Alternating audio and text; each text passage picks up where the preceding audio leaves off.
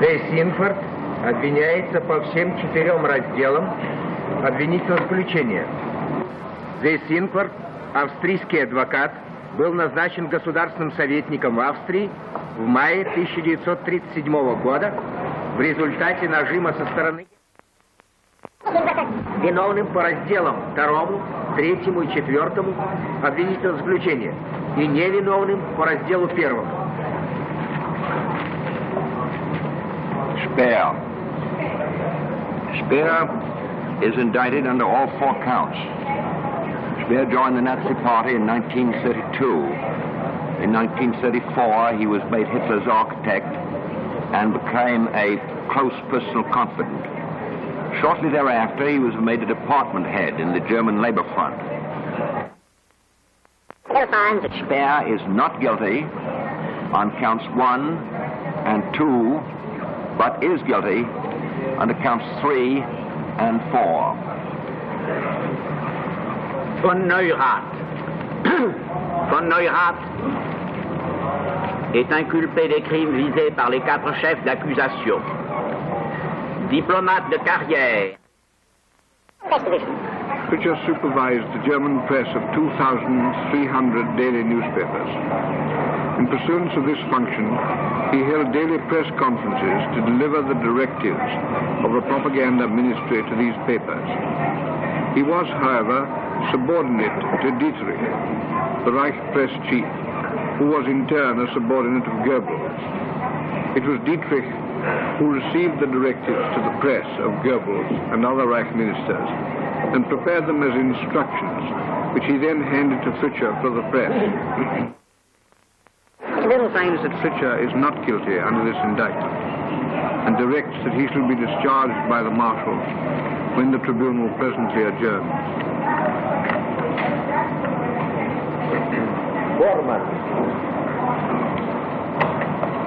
Борман обвиняется по разделам 1, 3 и 4 обвинительного заключения.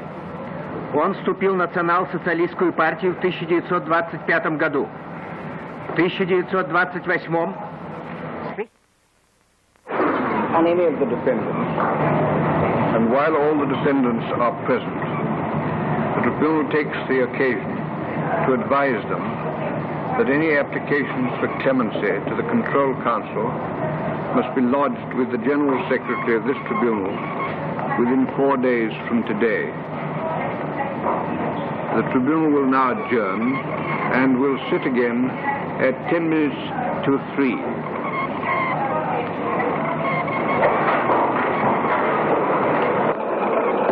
Hello, sound recording. Hello, sound recording. Adjourned from 10 to 3.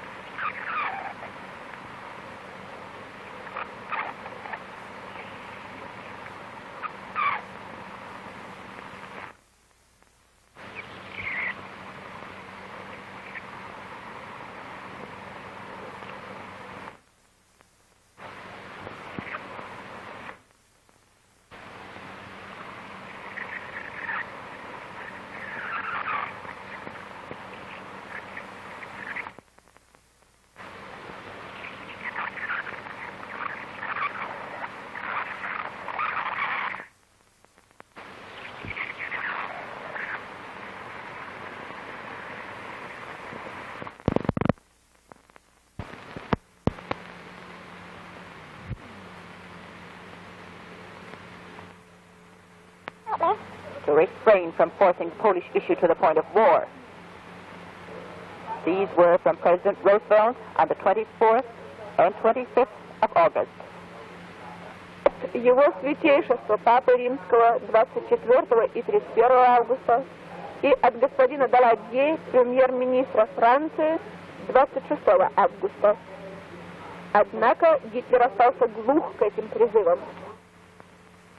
par les preuves qui lui ont été soumises, que la guerre déclenchée par l'Allemagne contre la Pologne le 1er septembre 1939 était une guerre d'agression qui devait par la suite engendrer un conflit mondial et entraîner la perpétration d'un nombre incalculable de crimes de guerre et de crimes contre l'humanité.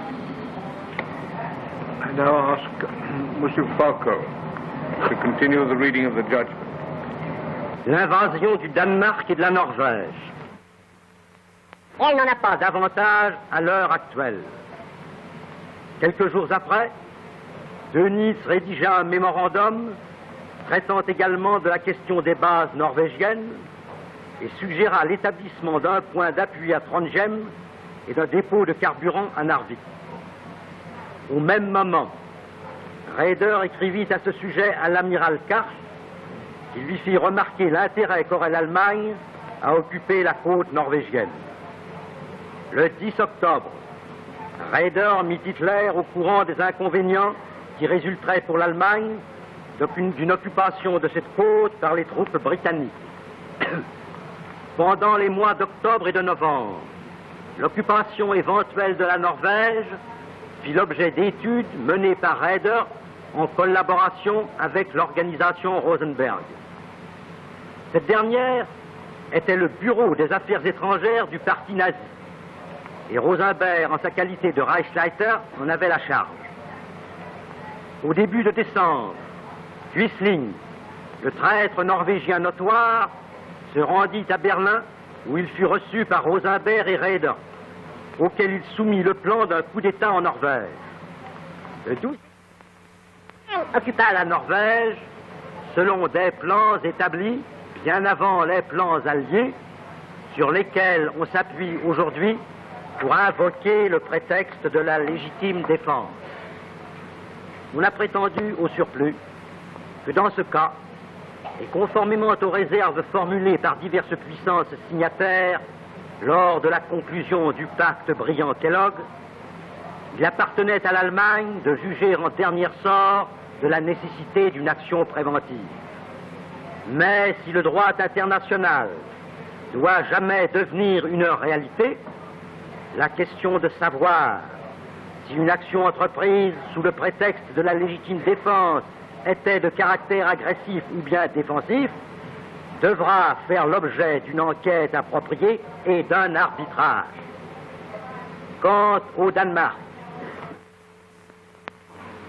le 28 novembre 1941, 10 jours avant l'attaque de Pearl Harbor, Ribbentrop encourageait le Japon, par l'intermédiaire de son ambassadeur à Berlin, à attaquer la Grande-Bretagne et les États-Unis. Il déclara que si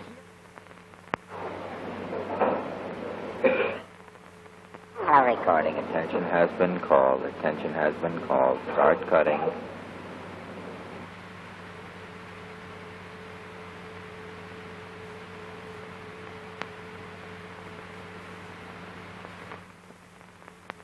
Germany.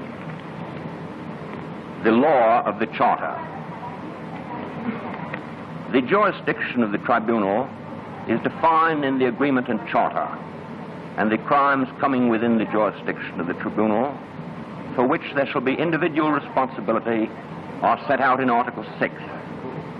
The law of the charter is decisive and binding upon the tribunal. The making war for the solution of international controversies, undertaken as an instrument of national policy, certainly includes a war of aggression, and such a war is therefore outlawed by the Pact.